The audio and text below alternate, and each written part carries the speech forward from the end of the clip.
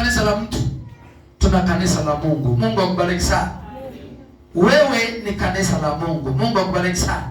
Hili ni jengo tu, tumekutanika kukinga jua na kujikinga maradhi, lakini kanisa ni wewe mwenyewe. Na ndio maana anazungumza Paulo katika ile Wakorinto wa kwanza sura ya 3 mstari wa 16, hamjui ya kuwa miili yenu imekuwa hekalu la Roho Mtakatifu. Ina maana mwili wako ndiko sehemu ambako Mungu amehitaji kukaa, na ndio maana akatafuta sehemu pa kutulia, pa kuweka uwepo wake ambayo ndio ndani mwako. Sema amen.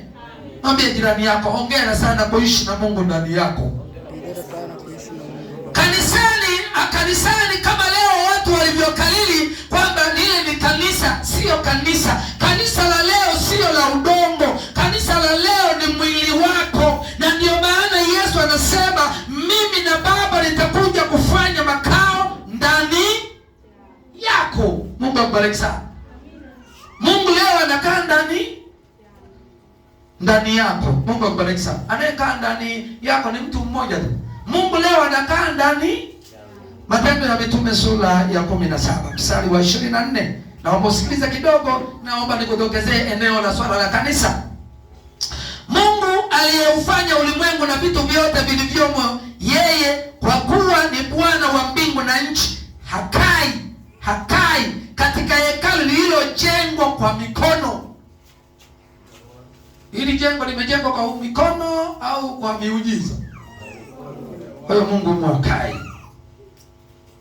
Ukikuta jengo lolote limejengwa kwa mikono ya binadamu, Mungu hayumo.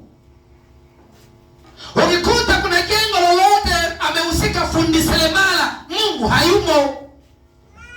Kuna jengo moja tu aliyehusika seremala wa mbinguni, Yesu Kristo mwana wa Mungu, ambaye ndiyo wewe, ambaye Yesu alikutengeneza ili aje akae. Amen. Yaani Mungu mwenyewe akamtoa mwanae wa pekee, na Yesu akaja akakutengeneza, akakusafisha ili makusudi apate kuweka uwepo wake. Sema amen.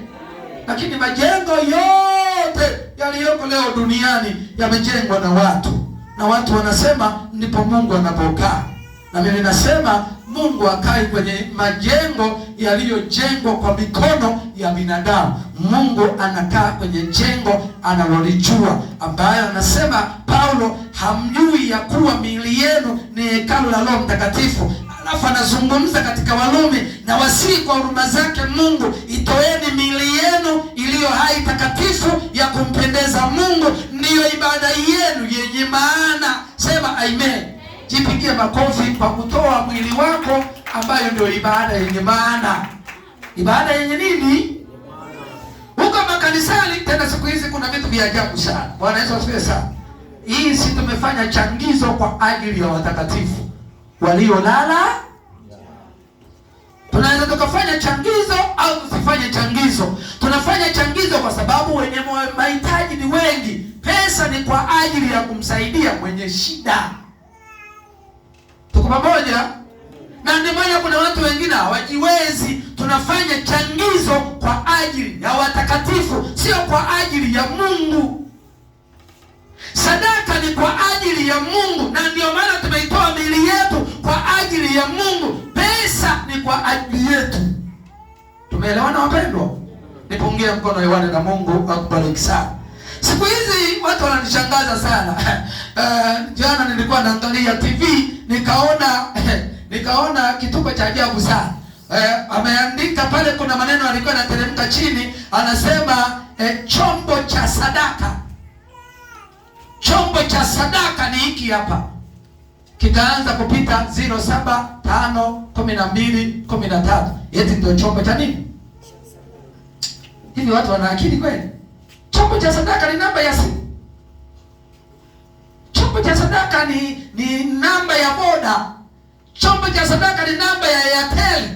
Chombo cha sadaka ni namba ya Tigo. Namba ya Tigo ni kwa ajili ya mawasiliano na kutunza fedha. Lakini chombo cha sadaka ni Mungu mwenyewe, na maana anajua sadaka, anaijua sadaka inapatikana wapi. Na ndio maana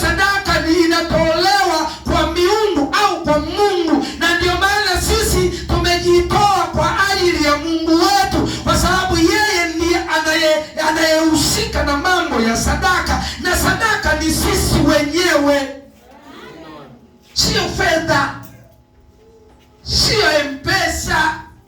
Eti tuma sadaka yako M-Pesa, huo ni wizi. Mwaminifu, kienda polisi, kuna kesi unaandikiwa kwamba kesi ya wizi mwaminifu. Sasa leo kuna watu wanaiba sadaka ya wizi mwaminifu. Anakuibia wewe haujui. Utakuja ujue baadaye. Mungu akubariki sana. Utakuja ujue. Leo watu wanakuta wanaibiwa, hawajui wanafanyeje, hawajui wafanyeje, lakini hawana namna. Juzi nilikuwa sehemu nikakuta kuna bwana mmoja akasema, mchungaji vipi? Kwa maana anapenda kunitania. Akasema mchungaji wa siku hizi ni wapigaji wa hela. Nikamwambia ndugu yangu, sisi sio wapigaji. Wapigaji wapo waliofungua makanisa. Sisi hatujafungua makanisa, na mimi siwezi nikafungua kanisa. Mwenye kanisa ni Mungu peke yake. Mimi mwenyewe ninamilikiwa na Mungu, ninamilikiwa na Yesu. Mwenye kanisa ni Mungu peke yake. Sisi wote ni wamilikiwa. Ndio maana tumekuja kwa yule aliyetumiliki. Hivi tuko pamoja?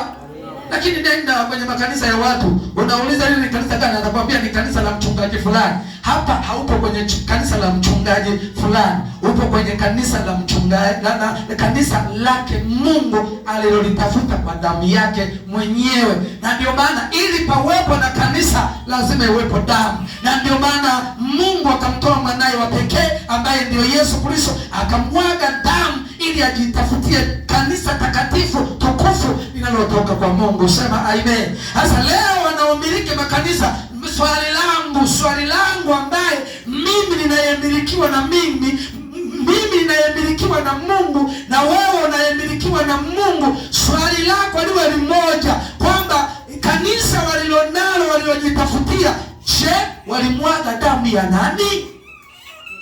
Na nielewa vizuri hapo. Kwa sababu mimi sina uwezo wa kumiliki kanisa.